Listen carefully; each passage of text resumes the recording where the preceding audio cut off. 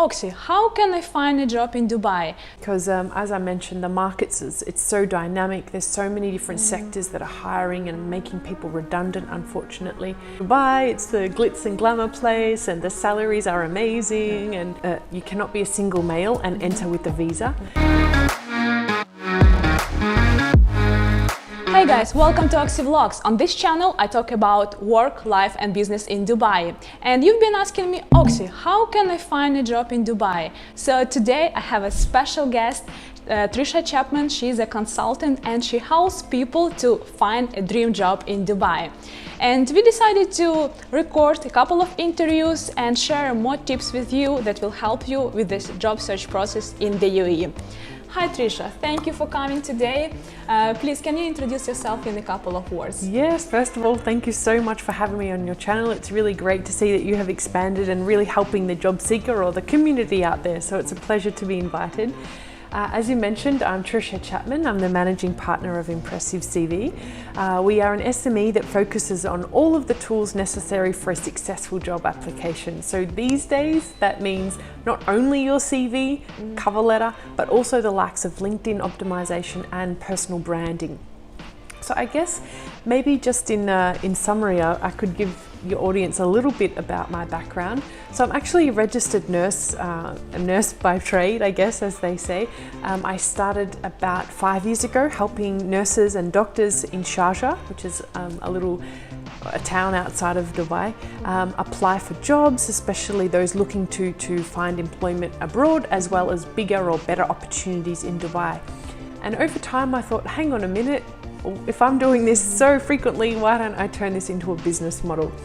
So this is now my 5th year coming on to Impressive CV, and 3rd year really honing in on people outside of the healthcare sector. So I think it's a dynamic industry that's always changing and really important to keep up to speed with what's happening. And we all know that COVID-19 changed our lives and a lot of people lost their jobs. So what do you think about the current situation in Dubai? Yeah, it's a really good question because as I mentioned, the markets, it's so dynamic. There's so many different sectors that are hiring and making people redundant, unfortunately. But I really think there is room for people and candidates, job seekers to flourish. There are definitely sectors that are hiring. For example, digital marketing, a lot of business analysts from a digital standpoint. Healthcare, there is not enough nurses and doctors at the moment. There's a big campaign here going on to search for qualified nurses. Unfortunately, the likes of your hotel and hospitality sectors suffer, which obviously, you know, the least amount of tourists in the industry or on the ground, the less amount of staff that they need. IT, cybersecurity, these types of roles are hiring. So there definitely is opportunities out there, but it's just a matter of doing your research into those sectors.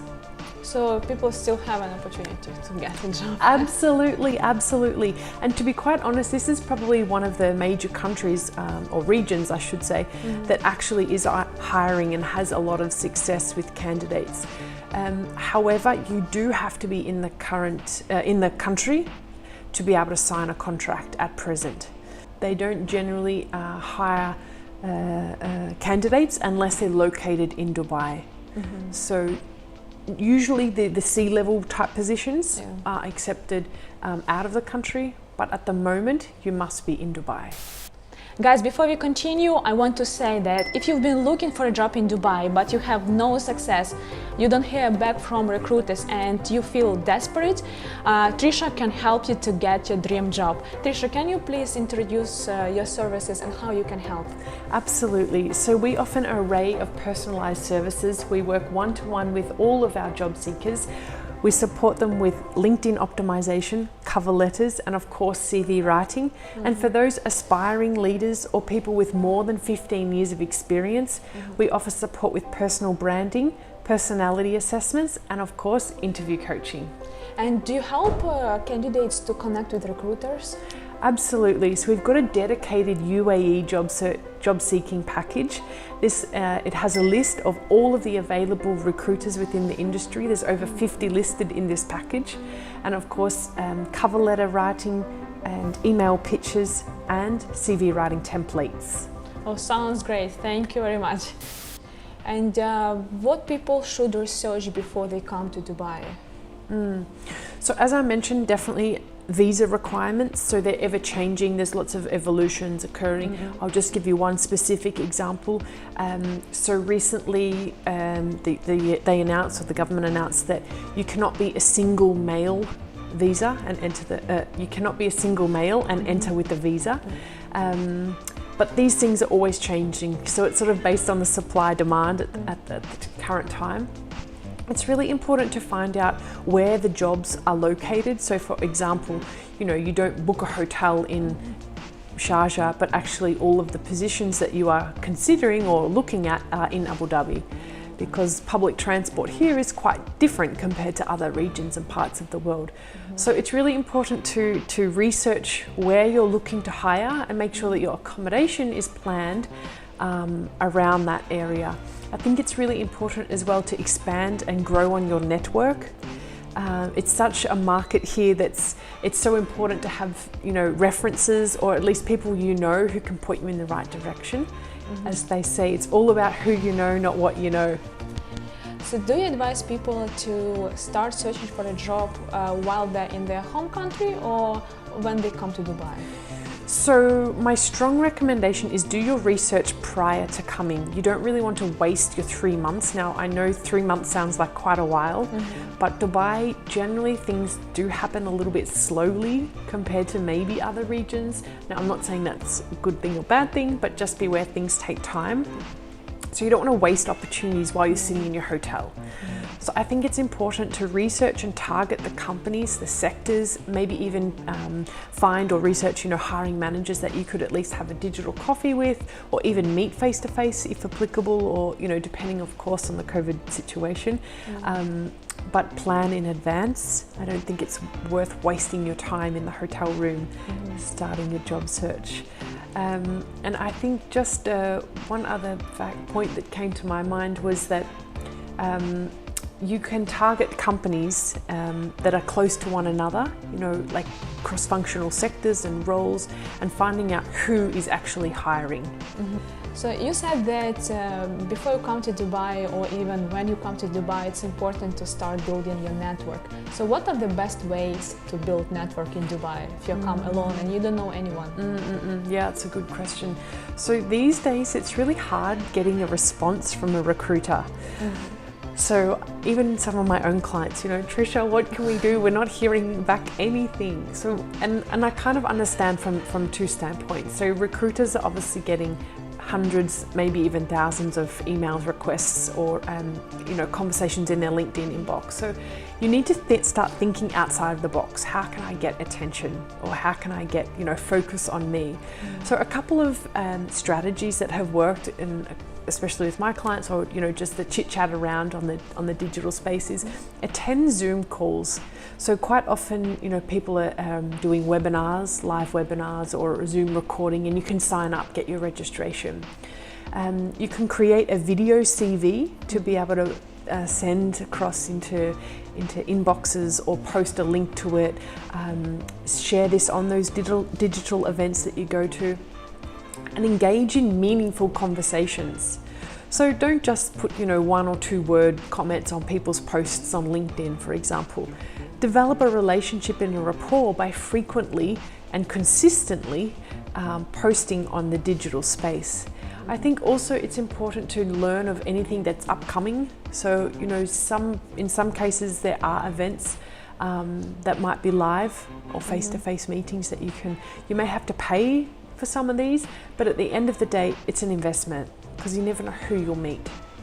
Another important point that I always recommend my subscribers, that when you come to Dubai to look for a job, you should expect at least that it can take several months for you to get something, and you need budget to live in Dubai. Dubai is an expensive city, so what can you recommend in this case? Yeah, this is something that people always get sucked into. You know, they say Dubai, it's the glitz and glamour place, and the salaries are amazing, and which, yes, I mean, it's a tax-free place at the moment.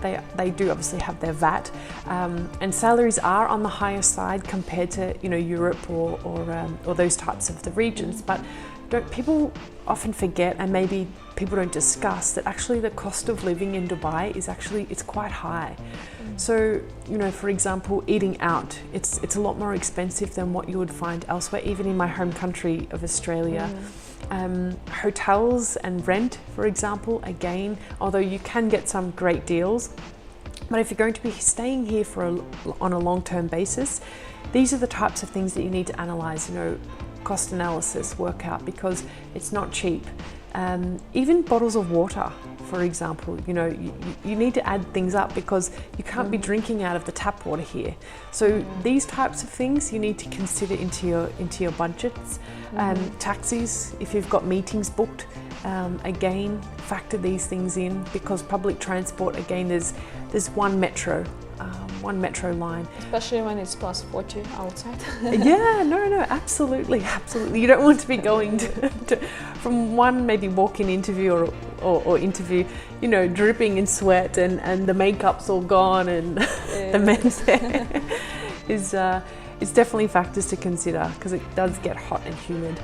And even when you get hired, let's say, so you received your contract, the first months usually you need to spend your own money before you start getting salaries.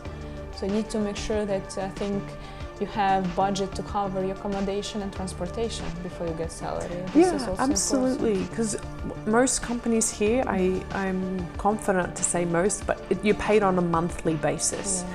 So people often forget, exactly right, that the first salary is actually not going to be until 28, 30 days until actually your joining day. So then you've got to factor in all of the time that you've just spent without income, plus the extra month until you get your first salary. Thank you, Trisha, for this episode. In our next video, we're gonna talk about CV, what you need to write there, how to structure the right CV so it will go through ATS system and you will find your dream job. Thank you for watching this video, and again, if you are interested in the services that Trisha provides, you can find the link in the description below, and I will see you in the next episode. See you soon.